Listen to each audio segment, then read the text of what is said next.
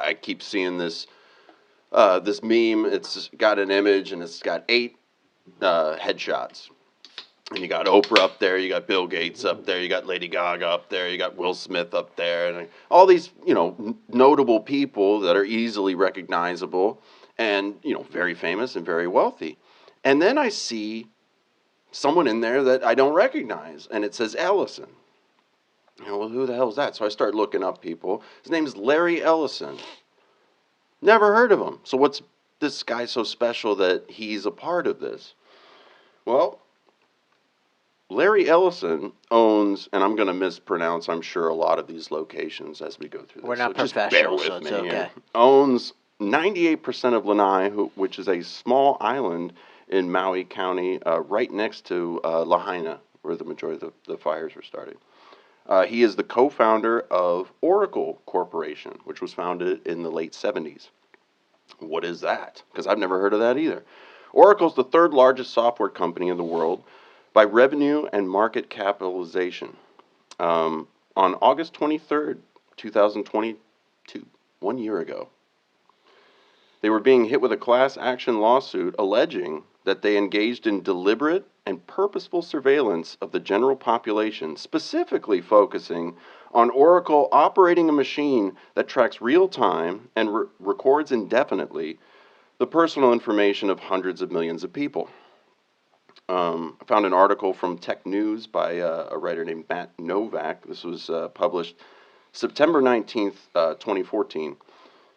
The article states, yesterday Vox somehow managed to write an entire article about the history of Oracle and its founder, Larry Ellison, without mentioning the CIA even once, which is pretty astounding given the fact that Oracle takes its name from a 1977 CIA project code name, and that the CIA was Oracle's first customer.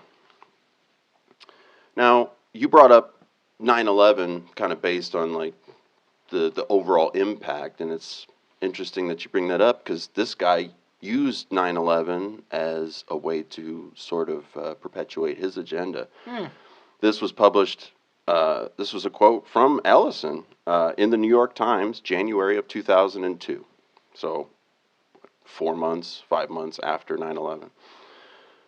He is quoted as saying, the single greatest step we Americans could take to make life tougher for terrorists would be to ensure that all the information in myriad government databases was copied into a single, comprehensive national security database. He goes on to say, creating such a database is technically simple. All we have to do is gather and copy information from the hundreds of separate law enforcement databases into a single database. I wonder who's going to run that. A national security database could be built in a few months, Ellison explained. That database combined with biometrics, i.e. thumbprints, handprints, iris scans, or whatever is best, can be used to detect people with false identities. Which then makes me think, I wonder if the people that are now using their palm to scan for their groceries, maybe he has something to do with that technology. I couldn't find anything on that. I was trying to tie something together. But that's a little odd, too, because a lot of his properties were untouched. So then, let me ask you this, then. And he wants to have basically one giant database of all info. And they were already involved in a class action suit about using that stuff to basically monitor and record people. Yeah. Without them knowing. I mean, like doing it illegally already. Yeah. Like we're doing a test run because this is going to happen. Yeah. So who knows if this is a piece of the puzzle? I don't know. Bill Gates is on that island. Maybe they have a place that they're starting up this new national security database. Okay. Get rid of all the locals, buy up the land. Potentially, I'm just saying, okay. So this is what I was gonna ask you. So he already owns an entire island, basically just south of Lahaina. So what would be okay? We're gonna do conspiracy. We're gonna do conspiracy. West. Okay. However they decide, what would be the motive for whoever? What would be the motive to pick Maui and this location? If this was done on purpose, and again, this is just a conspiracy theory. I'm not, Right. Why is the land so valuable, kind of thing? Why in your what you've gathered, or in your opinion, why would this be a hot spot? Why this location? Why that location? And this is going to be, of course, a lot of people, some QAnon conspiracy, but, here we go. I think that they're kind of making their own. It's probably already used for it in some way, but human trafficking,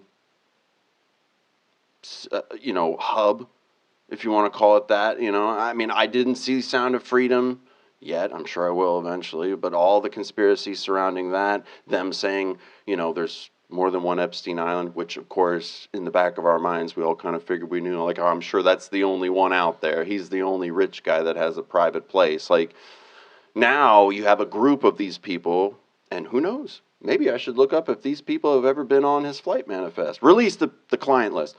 And maybe somehow that this is now becoming a conglomerate of elites, and they're going to get their own big private chain of islands. I don't know. That's a thought. It's plausible. Everything seems plausible, yet still kind of, really? I have no evidence or proof. I just have speculation and opinion.